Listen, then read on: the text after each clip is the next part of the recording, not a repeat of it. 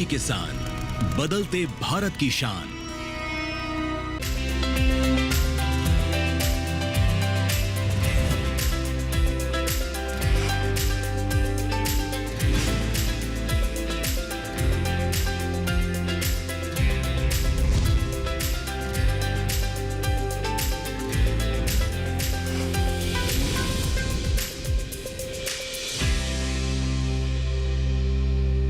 नमस्कार, आप देख रहे हैं दूरदर्शन किसान चैनल सफल किसान कार्यक्रम में। मैं अदिति शर्मा आप सभी का स्वागत करती हूं। हमारे इस कार्यक्रम में देश के कोने कोने से उभरती हुई प्रतिभाओं से हम आपको रूबरू करवाते हैं। कृषि क्षेत्र में जो किसान कुछ अलग कर रहे हैं, कुछ नया कर रहे हैं, उनसे आपको रूबरू करवाते हैं और उनकी दास्तान आप तक पहुंचाते हैं। इसी कड़ी में आज हम एक ऐसे ही सफल किसान से आपकी मुलाकात करवाएंगे जिन्होंने जैविक खेती को अपनाया और अपनी जीवन धारा में न केवल बदलाव लाया बल्कि उनके संपर्क में जितने भी किसान आए उन्हें भी फसल चक्र को अपनाने की सलाह दी और उन्हें समृद्धि का रास्ता दिखाया है। बता दें आपको, हम बात कर रहे हैं अमरनाथ शर्मा जी की। अमरनाथ शर्मा ही नहीं बल्कि उनके जो 3 भाई हैं सभी डिग्री होल्डर हैं। सभी ने पढ़ाई के बाद नौकरी की तलाश नहीं की बल्कि अपनी पैतृक भूमि पर खेती करने का चयन किया। पहले तो उनके इस फैसले पर सभी को संदेह रहा, लेकिन उनकी कड़ी मेहनत के चलते आज उन्हें सफलता हासिल हुई है और वो सभी एक संयुक्त परिवार में रहकर एक खुशहाल जीवन जी रहे हैं। तो किस तरह का रहा है उनका ये कामयाबी का सफर, जानने के लिए आइए रुख करते हैं उत्तर प्रदेश के फिरोजाबाद के ओसैनी गांव का।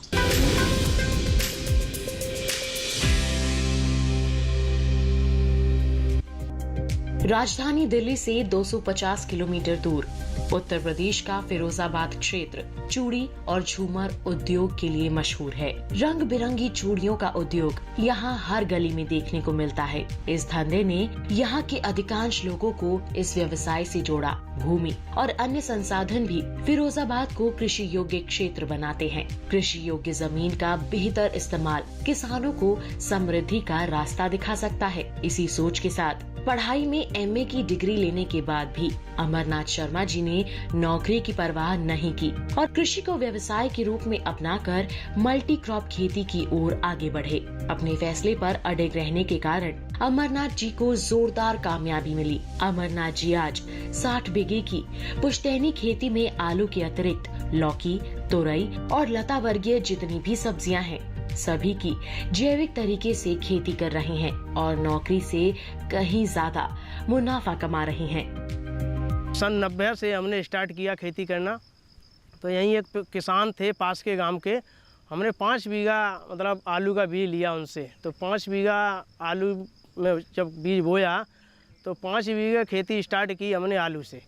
और हम उसमें गेहूँ भी करते थे, बेजर भी करते थे और सरसों भी करते थे, चना भी करते थे। तो धीरे धीरे हमें मुनाफा मिलने लगा।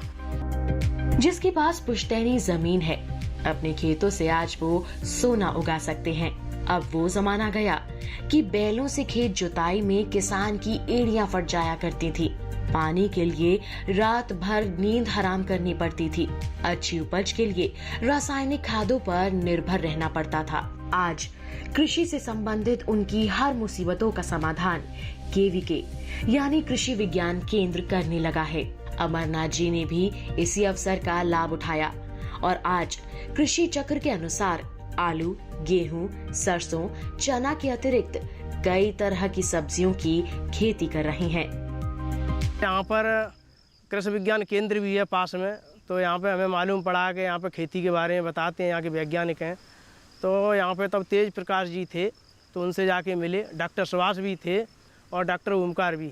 तो वैज्ञानिक तरीके से फिर हमने खेती करना चालू किया और हम सभी चारों भाई पढ़े लिखे हैं और सभी BSc हैं, MSc हैं और एक हमारे वकील हैं भाई, उन्होंने B.Ed कर रखा है और वो वकील भी हैं। तो उन्होंने अपना वकीली का पेशा छोड़ दिया, हम फिर चारों भाई इसी में लग गए। उन्होंने भी हमको इसी में लगा लिया और आज हमारे पास 200 बीघा ज़मीन खुद की है और उगाई पे भी लेते हैं ज़मीन। ऐसे करके आज हम पर 350 बीघा आलू हैं और कम से कम। और जब हम खेती करते हैं आलू की तो सभी भाई लगन से करते हैं और वैज्ञानिकों को बुला के खेती में कीट मतलब समय समय पर हम दवाई छिड़कवाते हैं, उनसे सलाह लेते हैं और सरकारी की भी बहुत सारी योजनाएं, जैसे हमारे पास फिरोजाबाद है कृषि केंद्र हैं और ये कृषि उद्यान विभाग है, और वहाँ के जो अधिकारी हैं उनसे मिलते हैं, वो हमें छूट दिलवाते हैं, जैसे रूटावेटर हैं और सारे कल्टीवेटर वगैरह हैं खेती से संबंधित, और भी मशीनें हैं स्प्रे की, और वो उनसे संपर्क करके लाते हैं, हमें फ़ायदा मिलता है उससे। अमरनाथ शर्मा जी 4 भाई हैं और एक से बढ़कर एक पढ़े लिखे हैं। सभी डिग्री होल्डर हैं, लेकिन किसी ने भी नौकरी को प्राथमिकता नहीं दी। आज चारों भाई एक साथ संयुक्त परिवार के रूप में रहते हैं और सभी जैविक खेती में एक दूसरे का हाथ बटाते हैं। हम 4 भाई हैं। मेरा नाम रमन शर्मा है, मेरे सेकंड नंबर भाई का नाम रविंद्र शर्मा है, तीसरा नंबर भाई विजय कुमार शर्मा है और चौथे भाई अमरनाथ शर्मा है। हम चारों लोग कंबाइंड फैमिली में रहते हैं और साथ ही साथ अपनी खेती करते हैं। हमारा सारा व्यवसाय खेती ही है, जिसमें हम आलू और अन्य फसलें बोते हैं और अपने जानवर पालन करते हैं, और सारे लोग हम एक साथ ही रहते हैं। अगर आप बड़े पैमाने पर सब्जी की खेती करना चाहते हैं तो सब्जी की खेती से लाभ लेने के लिए आपको खेत की मिट्टी और फसल चक्र की सटीक जानकारी होनी चाहिए। साथ ही बाजार भाव की अच्छी जानकारी आपके उत्पाद को अच्छी कीमत दिला सकती है। अमरनाथ जी का परिवार आज किराए पर खेत लेकर 350 बीघे में आलू की खेती करता है। अमरनाथ जी कहते हैं, बाजार में लाई गई फसल या तो अग्रिम हो या फिर सामान्य से बाद की होनी चाहिए। इसके लिए वो कोल्ड स्टोरेज का इस्तेमाल करते हैं। आलू की फसल के बाद अमरनाथ जी मूंग, उड़द और तिल की खेती करते हैं और ढेर सारे पैसे कमाते हैं। मार्च के महीने में आलू खुद जाता है, तो उसके बाद हमारे यहाँ मतलब खेती खाली हो जाती है। तो पहले हम ये फसलें नहीं करते थे गर्मी की वजह से, पानी की सुविधाएं नहीं थी। अब हमारे पास समर भी है, पानी की सुविधाएं हैं, तो हम परिवर्तन कर देते हैं।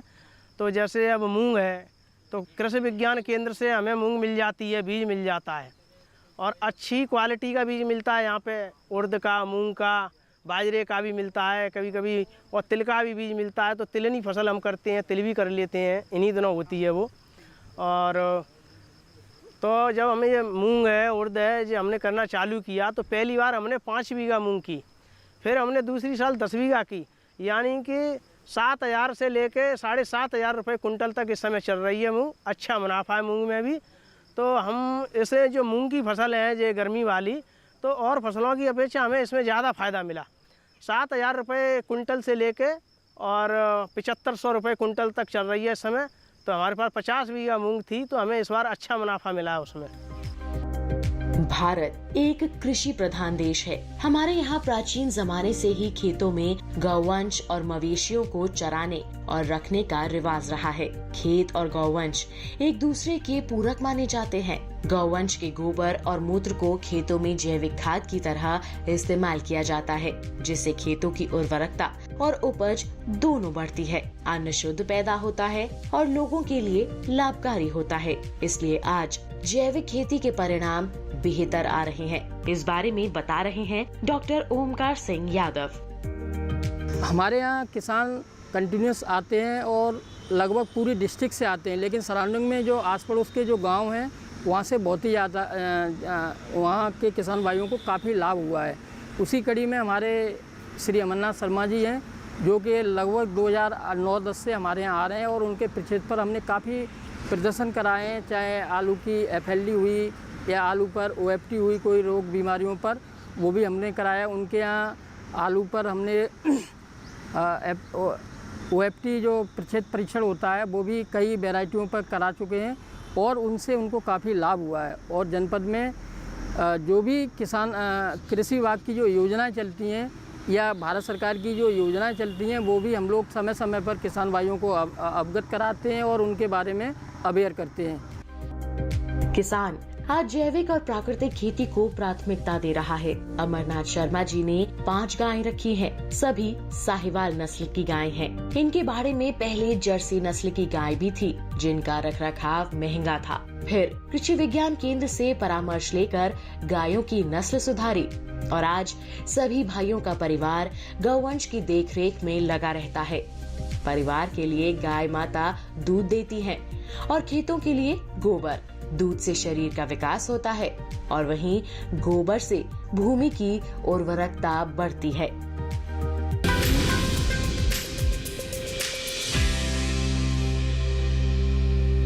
यहाँ वक्त हो चला है एक छोटे से ब्रेक का। आप कहीं मत जाइए। ब्रेक के बाद हम हमारे सफल किसान अमरनाथ शर्मा जी से जानेंगे कि उन्होंने मल्टी क्रॉप खेती करने के लिए किन किन बातों का ध्यान रखा और कैसे सब्जियों की खेती को अपने लिए मुनाफे का सौदा बनाया। बने रहिए दूरदर्शन किसान पर, देखते रहिए कार्यक्रम सफल किसान।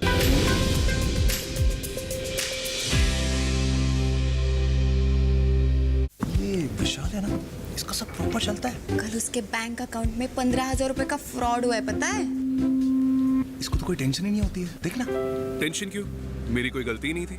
फिर भी फ्रॉड होने पर मैंने तुरंत बैंक को इन्फॉर्म कर दिया। आरबीआई कहता है अगर आपके अकाउंट से किसी ने धोखे से पैसे निकाले हैं तो बैंक को जल्द से जल्द इन्फॉर्म कीजिए। 3 दिन के अंदर इन्फॉर्म किया तो कोई नुकसान नहीं होगा। जितना लेट करोगे उतना ज्यादा नुकसान। और सुन, सब चलता नहीं है, प्रॉपर चलाना पड़ता है। आरबीआई कहता है जानकार बनिए, सतर्क रहिए।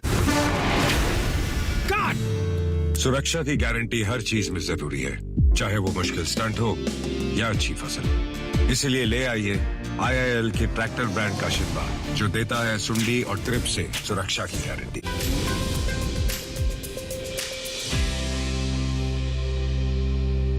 ब्रेक के बाद दूरदर्शन किसान के कार्यक्रम सफल किसान में आप सभी का फिर से स्वागत है।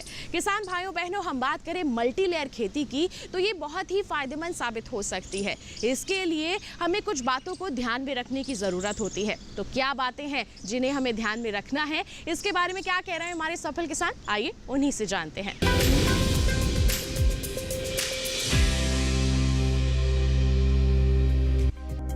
खेतों में आलू, तिलहन, दलहन और सब्जियों की अच्छी पैदावार के लिए फसल चक्र का बदलते रहना जरूरी होता है। इसके लिए अमरनाथ जी हजरतपुर फिरोजाबाद के कृषि विज्ञान केंद्र से समय समय पर प्रशिक्षण लेते हैं और कृषि वैज्ञानिकों से सलाह मशवरा करते रहते हैं। हम खेती करते हैं, आलू की करें या किसी की भी करें, और भी सारी तरह तरह की खेती करते हैं समय समय पर फसल चक्र बनाने के लिए। तो जैसे कि हमारा कृषि केंद्र है फिरोजाबाद में, तो सरकार की बहुत सारी योजनाएं हैं, तो उनको हम लाभ उठाते हैं। जैसे कृषि यंत्रों पे भी सब्सिडी मिलती है। तो जैसे कोई कृषि यंत्र यहाँ पे 50,000 का आ रहा है लोकल में, मतलब प्राइवेट लेंगे दुकान से, और अगर हम वहाँ से लेंगे कृषि केंद्र से और सरकार की सुविधा अनुसार, तो हमें मतलब बहुत सारी 40% तक की छूट मिल जाती है कृषि यंत्रों पे। तो हमारे पास 2 ट्रैक्टर हैं और बहुत सारी मशीनें, रूटावेटर भी है हमारे पास, जिससे कि हम सारी खेती को एक साथ करते हैं और बढ़िया फसल चक्र चल रहा है हमारा। अमरनाथ जी कहते हैं कि आज छोटे किसानों की आमदनी को बढ़ाना बहुत आवश्यक है। इसके लिए उन्हें खुद पास के कृषि विज्ञान केंद्रों पर जाना चाहिए और संकोच छोड़कर अपनी समस्या उनके सामने रखनी चाहिए। छोटे किसान चाहें तो क्लस्टर बनाकर भी अपनी आर्थिक स्थिति को सुधार सकते हैं और जैविक खेती का लाभ ले सकते हैं। यहाँ के जो छोटे किसान हैं, जो 5 बीघा यानी 1 एकड़ 2 एकड़ या हेक्टेयर में 2-1 हेक्टेयर में ही करते हैं फसल, तो वो कभी कभी क्या है कि उनकी समझ में नहीं आ रहा है, फसल उनकी पीली पड़ रही है या कोई रोग लग गया है, तो उसके लिए जो आस पड़ोस के जो गांव हैं, उनके जो किसान हैं छोटे मोटे, वो सलाह लेने भी आते हैं। उनको हम बताते हैं कि ये दवाई लगेंगी या ऐसी फसल है, पीली पड़ रही है, जो कुछ भी है, तो उन्हें हम सलाह भी देते हैं। और जब हमें थोड़ी जानकारी कम होती है तो हम कृषि विज्ञान केंद्र के डॉक्टर साहब हैं, जैसे कृषि अधिकारी हैं वहाँ के, तो वैज्ञानिक हैं वहाँ पे, तो हम उनको भी वहाँ पे भेज देते हैं। वो वहाँ से सलाह ले आते हैं और हमसे भी सलाह लेते हैं। तो किसान यहाँ का कुल मिला के ये है कि मतलब जो कमज़ोर किसान है वो भी अब उन्नति की ओर बढ़ रहा है। अमरनाथ और उनके तीनों भाइयों का कृषि क्षेत्र में उतरना आसान नहीं था। डिग्री लेने के बाद किसानी करने का उनका फैसला परिवार वालों को नागवार गुजरा।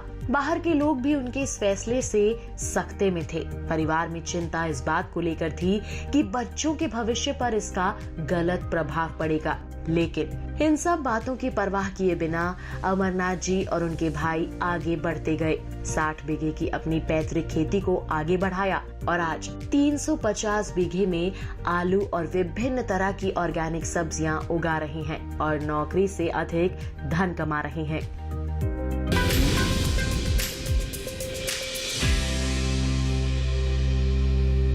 यहाँ पर किसान भाइयों बहनों वक्त हो चला है एक और छोटे से ब्रेक का।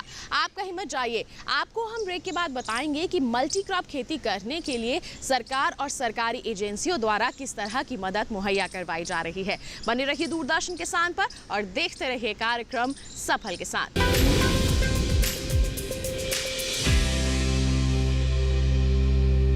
IPL बायोलॉजिकल्स फसल को कीड़ों, रोग, दीमक सबसे बचाएगा और साथ ही साथ ये मिट्टी और फसल के स्वास्थ्य का ध्यान भी रखेगा। मतलब T20 और टेस्ट मैच दोनों में जी। बिल्कुल, IPL बायोलॉजिकल्स यूज करें अपने आज और अपनों के कल के लिए।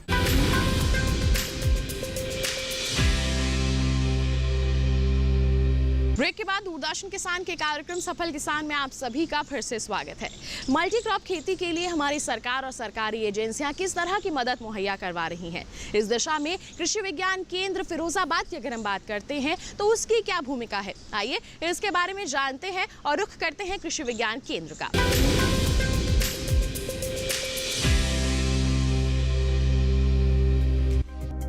खेतों से अच्छी फसल लेने के लिए उद्यानिक फसलों की तकनीकी जानकारी आवश्यक हो जाती है। अमरनाथ जी सबसे ज्यादा आलू की खेती करते हैं। आलू एक उद्यानिक फसल है जिसके बारे में डॉक्टर जितेंद्र सिंह का कहना है।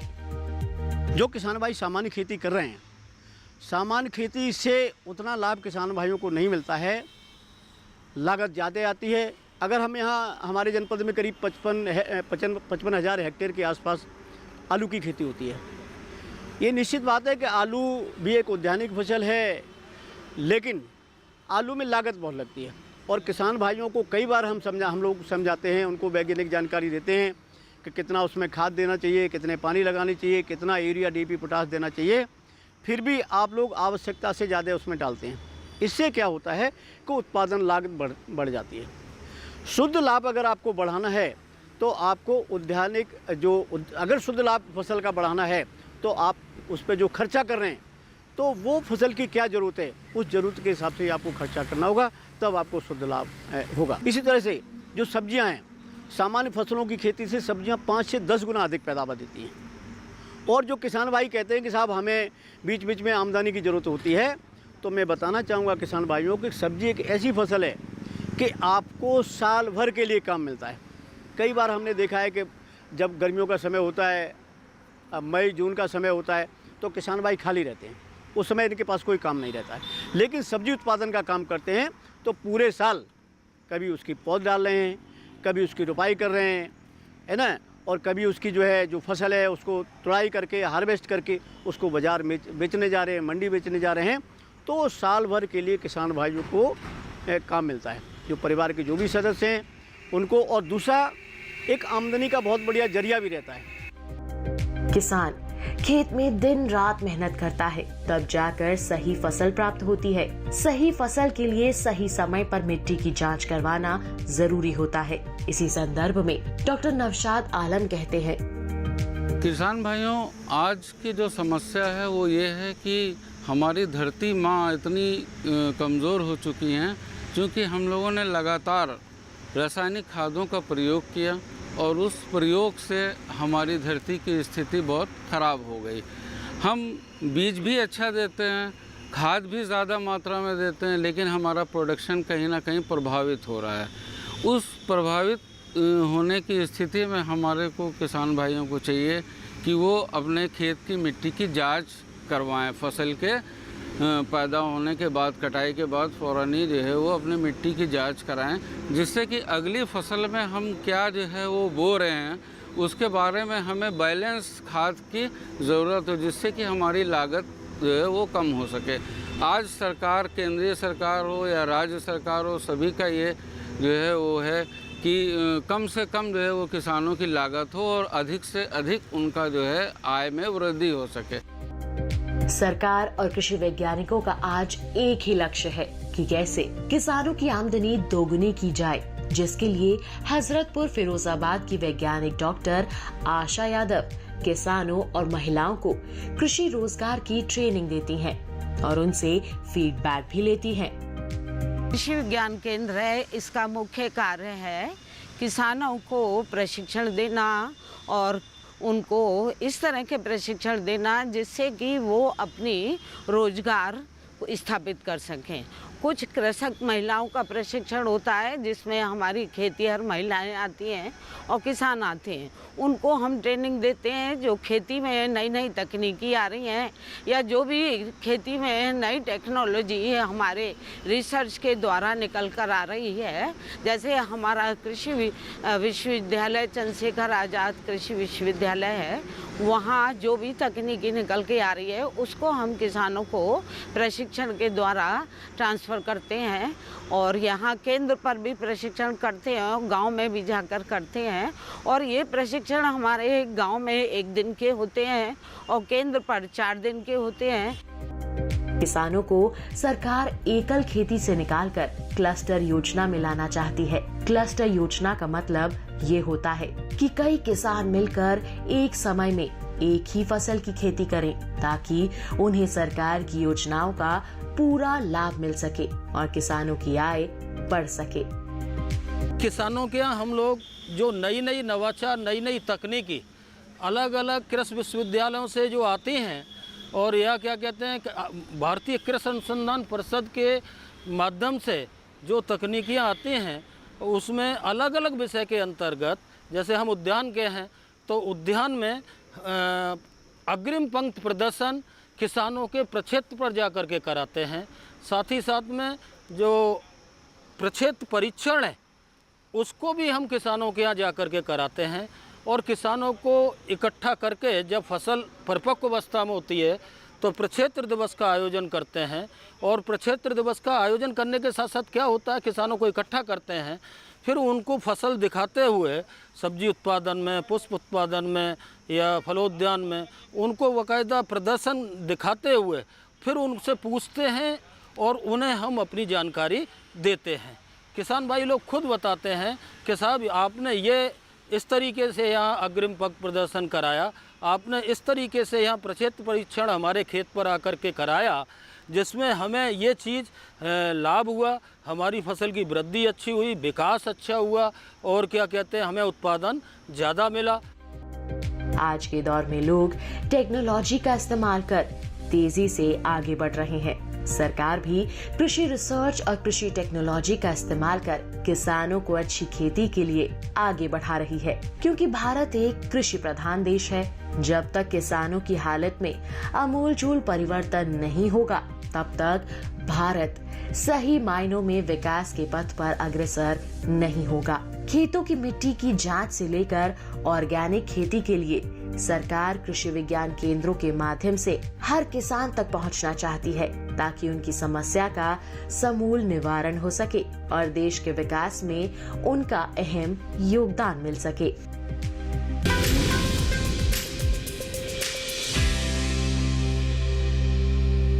तो किसान भाइयों बहनों, ये था हमारा आज का कार्यक्रम सफल किसान। उम्मीद करते हैं हमारे आज के सफल किसान से मिलकर उनके पूरे परिवार की दास्तान को जानकर आप उनसे ज़रूर प्रेरित हुए होंगे। उम्मीद करते हैं कि ये आपके लिए, आपकी खेती के लिए काफ़ी फ़ायदेमंद साबित होंगे। बता दें आपको, ऐसी ही कोई दास्तान आप हम तक पहुँचाना चाहते हैं तो आप हमें ईमेल कर सकते हैं। ईमेल आईडी है safalkisan@gmail.com या फिर आप हमें पत्र लिखिए।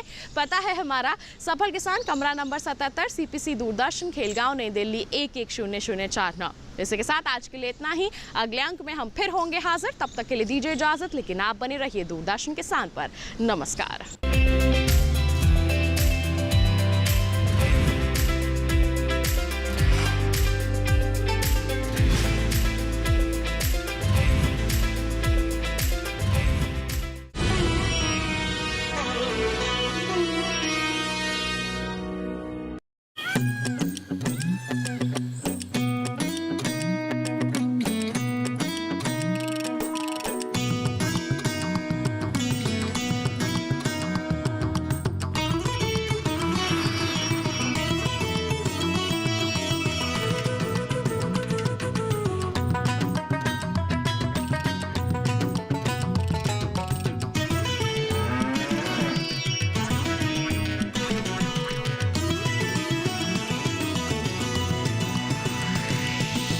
डीडी किसान, बदलते भारत की शान।